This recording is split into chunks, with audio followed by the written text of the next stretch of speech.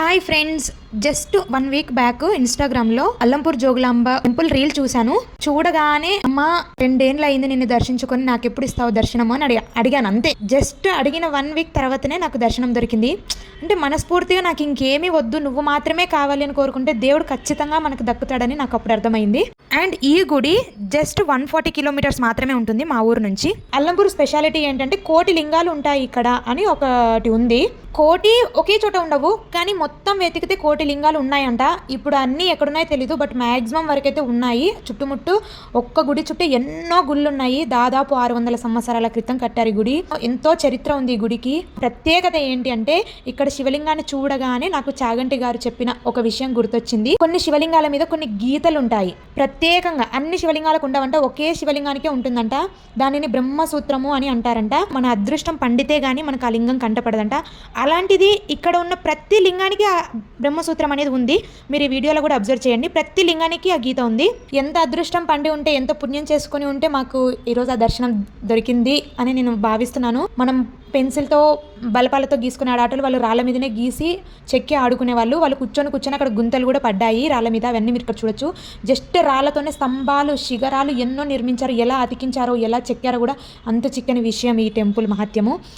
ఇది ఇంకొక స్పెషాలిటీ ఏంటంటే, మన భారతదేశంలో ఉన్న అష్టాదశ శక్తి పీఠాలలో ఇది 5వ శక్తిపీఠం. కానీ ఈరోజు ఇలా ఎందుకో భక్తులు లేకుండా ఇలా ఉండిపోయింది అని కొంచెం బాధ కలిగింది.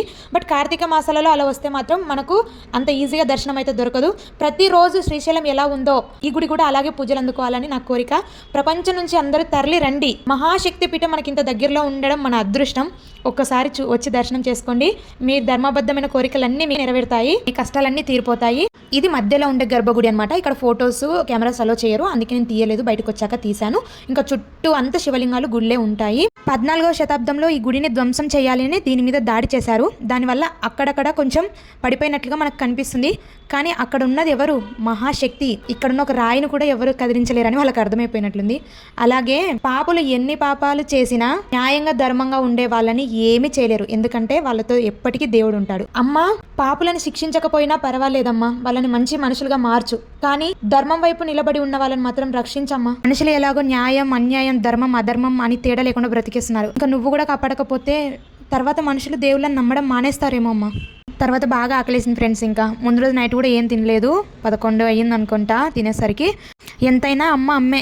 హాస్టల్లో రెట్టెలు దొరకవని ఇంటి నుంచి చేసి పంపించింది. కర్రీ మాత్రం ఎక్సలెంట్ చేసింది ఫ్రెండ్స్. కడుపు నిండా తిన్నాను నేనైతే. మన తుంగభద్ర నది కూడా ఉంది. ఈ నది దాటితే ఆంధ్రప్రదేశ్ స్టార్ట్ అవుతుంది. మనకు తెలంగాణ బార్డర్లో ఈ గుడి ఉంటుంది. అందరం బాగుండాలని కోరుకున్నాను ఫ్రెండ్స్. వీలైతే మీరు కూడా దర్శించుకోండి. Bye friends, please subscribe my channel.